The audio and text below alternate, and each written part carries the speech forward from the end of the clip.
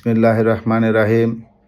আগামী জাতীয় সংসদ নির্বাচনে ভোলা ২ আসনের সাবেক সংসদ সদস্য, বাংলাদেশ জাতীয়তাবাদী দল বিএনপির নির্বাহী কমিটির অন্যতম সদস্য দৌলত খান বোরহানউদ্দিনের উন্নয়নের রূপকার, জননন্দিত নেতা জনাব আলহাজ হাফিজ ইব্রাহিম সাহেব আগামী ১২ই নভেম্বর ধানের শীষ প্রতীক নিয়ে ভোলা আগমন করবেন।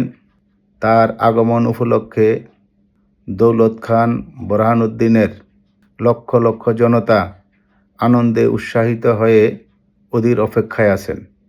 ইনশাআল্লাহ আগামী ১২ই নভেম্বর আমরা দৌলত খান পৌর নেতাকর্মী এবং দৌলত খান উপজেলা বিএনপির নেতাকর্মী সহ লক্ষ লক্ষ জনতা আমাদের প্রাণপ্রিয় নেতা ধানের শীষের গর্বিত প্রার্থীকে বরণ করে নিতে প্রস্তুত।